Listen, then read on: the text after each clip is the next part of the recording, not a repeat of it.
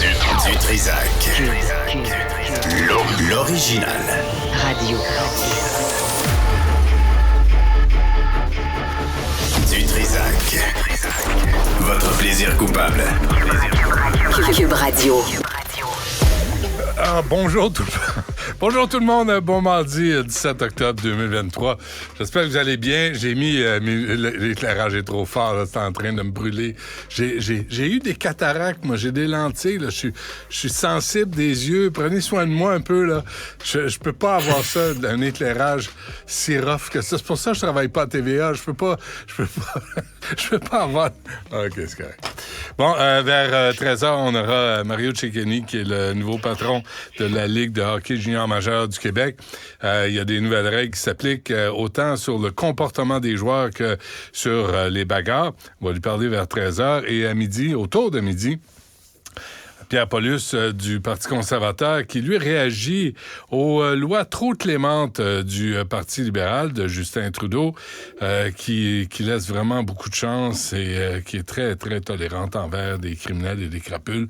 Il voudrait leur serrer la vis un petit peu. Tu sais, genre, si tu commets un crime, une agression sexuelle, t'as pas une sentence chez vous, dans tes pantoufles, à regarder des plateformes numériques, tu sais, puis regarder des films. Je pense qu'il doit y avoir des conséquences aux gestes que tu poses. Ça, c'est ce qui s'en vient. Je vais juste vous raconter c'est rare que je fais ça, mais samedi, ma fille, une de mes filles, était censée rejoindre ses amis à la Ronde. Donc, on est sur la Rive-Sud, on achète le billet sur mon téléphone, 50 $ plus taxes, en ligne. Ça, c'est à 13h. À 14h, je l'accompagne sur le pont Jacques-Cartier. À partir de la Rive-Sud, il est autour de 14h. On arrive à l'accès au parc Jean-Drapeau, puis on constate que l'accès est fermé. Il y a des espèces de pétards allumés, puis une grosse voiture de la Sûreté du Québec avec une madame en uniforme qui est sur son cellulaire, où je ralentis, je baisse la vitre, je fais signe, qu'est-ce qui se passe? Puis elle fait comme ça. Tu sais, ferme ta gueule, puis avance. Ferme ta gueule, puis avance. Ferme ta gueule, puis avance. Tu sais, vraiment, un bon dialogue. Puis pas d'explication, c'est pourquoi l'accès est fermé. De l'autre côté du pont Jacques-Cartier, l'accès est ouvert, mais il y a une file qui longe le pont Jacques-Cartier, qui tourne sur Papineau jusqu'à Vigée. Ferme ta gueule, puis avance! Ferme ta gueule, puis avance! Ça, c'est la Sûreté du Québec dans tous ses neurones bien, bien connectés. Vraiment, on la salue, cette policière géniale, qui était sur son téléphone, probablement qui se commandait une pizza, parce qu'elle était là pour l'après-midi. Donc, là, c'est 1h45 d'attente. Tu dis, excuse-moi, là, elle a appelé ses amis, puis elle dit, je suis désolé, on n'est pas capable de se rendre au parc Jean-Drapeau, puis il n'y a personne pour aider, évidemment, tu sais, démerdez-vous. Donc, retour à la maison.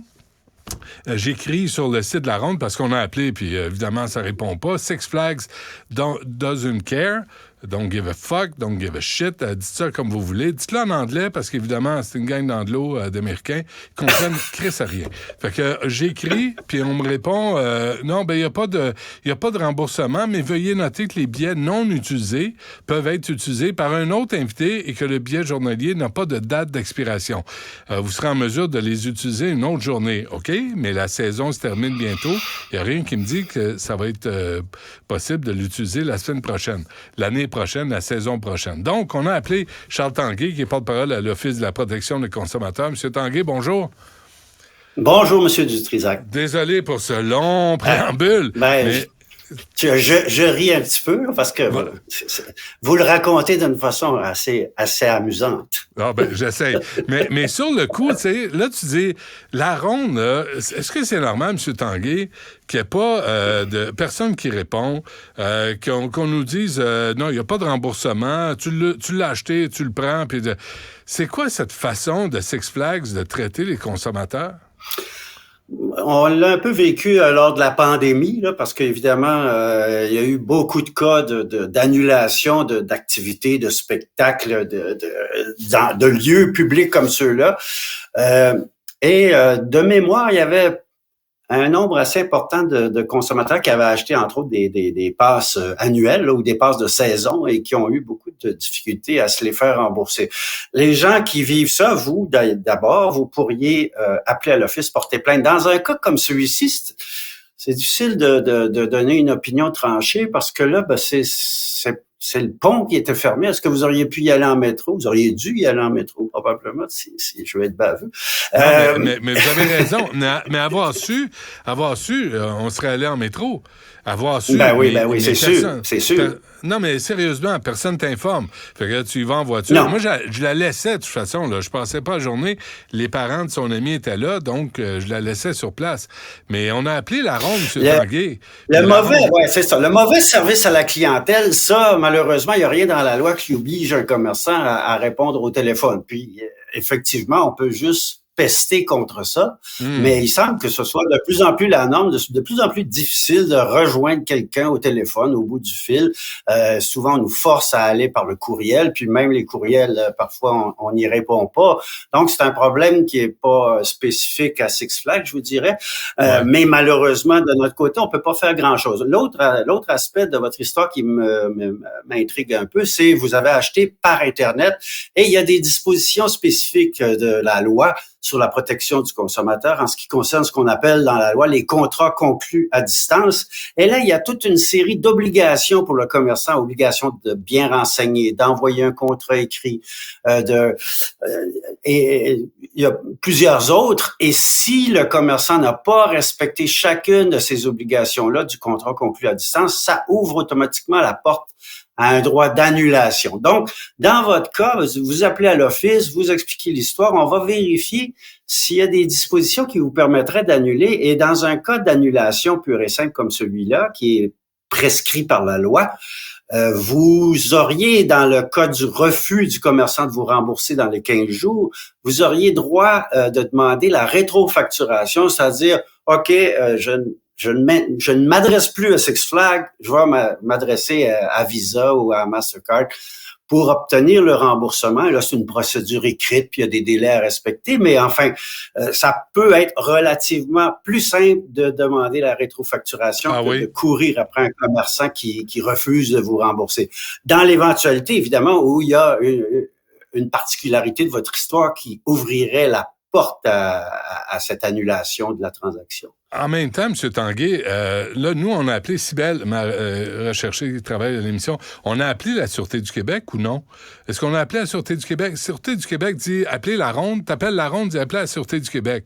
Fait que là, j'avais ma grosse police qui disait « ferme ta gueule puis avance », qui était sur son cellulaire, qui est pas capable de nous expliquer pourquoi cet accès est fermé, provenant de la Rive-Sud, mais pas celui provenant de Montréal. Fait que là, j'imagine, Six Flags va dire, on n'est pas responsable du pont Jacques-Cartier, puis t'appelles la Sûreté du Québec. Là, fait que nous autres, on n'est pas important, on paye, puis on peste, comme vous dites. En général, si c'est vous qui êtes dans l'impossibilité d'y aller, vous êtes malade, votre avion s'est écrasé ou je sais pas quoi d'autre, ils n'ont pas à vous rembourser.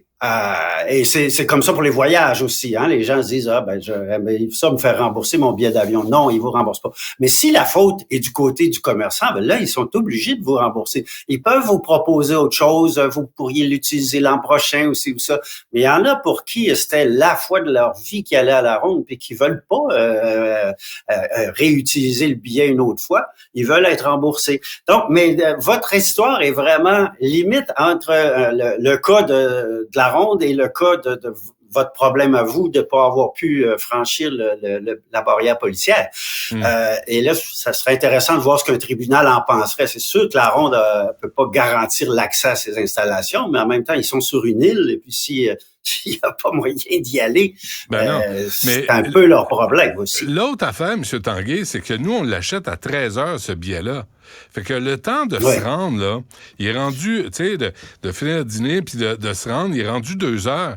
Mais si tu sais que t'as plus de place, là, dans ton parc d'attractions, Six Flags, vends pas des billets si tu sais qu'on n'y a pas accès.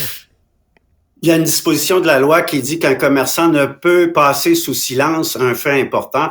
Ça pourrait être évoqué éventuellement pour dire, vous deviez nous le dire, vous deviez nous informer qu'il y avait un problème au pont Jacques-Cartier. Mais bon, ça, encore une fois, ça serait aux tribunaux après ça d'en disposer de cet argument-là. Ouais, c'est beaucoup de démarches. Tu sais, 50 $, c'est beaucoup d'argent. Surtout, l'autre affaire, M. Tanguay, pendant que je vous ai, là, c'est une question qu'on m'a amenée. Il y a des gens, moi, je vais pas à la ronde, ça m'intéresse pas. Mais il y a des gens qui y vont, puis qui me disent, ils nous chargent le plein prix, puis il y a souvent un manège sur 3 qui est brisé, qui est fermé, qui est en panne. Ils n'ont pas de responsabilité non plus à fournir des services pour lesquels on paie? Ben, ça se débattrait. Ça se débattrait. Vous pourriez exiger d'être partiellement remboursé. L'autre aspect, c'est qu'il doit y avoir un nombre limite de personnes au-delà duquel ça devient infernal, puis il faut faire la queue toute la journée avant de faire un seul manège. Ça aussi, ça pourrait se débattre sur est-ce que j'en ai eu pour mon argent finalement? Est-ce que le commerçant a livré ce à quoi j'aurais pu m'attendre comme service? Et oui, mais c'est jamais tranché au couteau non plus. Ouais. Mais là, tu essaies de parler à quelqu'un responsable de Six Flags, puis il t'envoie, tu sais, un jeune de 12 ans et demi pour prendre tes commentaires. C'est une vraie joke, là, comment on traite les consommateurs, là. Puis on dit pénurie de personnel partout, mais je pense qu'il y a certaines compagnies qui se cachent derrière ça. Faut pas trop perdre de temps à essayer d'obtenir des choses gentiment, et parfois il faut appeler à l'office, faire une plainte, recevoir notre formulaire de mise en demeure, remplir ça, mettre ça par la poste en courrier recommandé. Puis là, d'habitude, souvent ça va débloquer. Mais puis c'est dommage, mais t'as l'impression qu'il y a des entreprises qui répondent juste comme ça. Parce que si t'es poli, puis gentil, puis cordial, ils vont te balayer du revers de la main. Puis si tu vas voir Charles Tanguay puis tu sors tes muscles, là, tout à coup, il t'écoute. Oui, ça m'arrive même à moi. Puis je veux pas dire non plus que Six Flags est comme ça, mais enfin, il y a des compagnies comme ça, effectivement. Bon, ben, on les salue. Je vais voir, parce que là, je peux utiliser, si je comprends bien, ma fille peut utiliser ce billet-là comme la semaine prochaine puis y aller quand même, si j'ai bien compris. Ben, c'est ce qu'ils prétendent. C'est ce que vous dites qu'ils prétendent. OK. Hey, si mais probablement, oui, il me semble. Si c'est pas le cas, là, on va se reparler, vous et moi. Non, mais juste par principe, tu sais, juste par principe, si tu me vends un billet à 50$ plus taxes et que j'ai pas accès à ton parc d'attractions, puis après, on t'appelle, puis tu réponds pas, puis on t'écrit, puis on te revire d'abord, là, ça suffit. Fait qu'on va faire les démarches, puis on va voir ce que ça donne. Ça me fait toujours plaisir de vous parler. Moi aussi. Merci, Charles Tanguay. À la prochaine. Salut bien. Bonne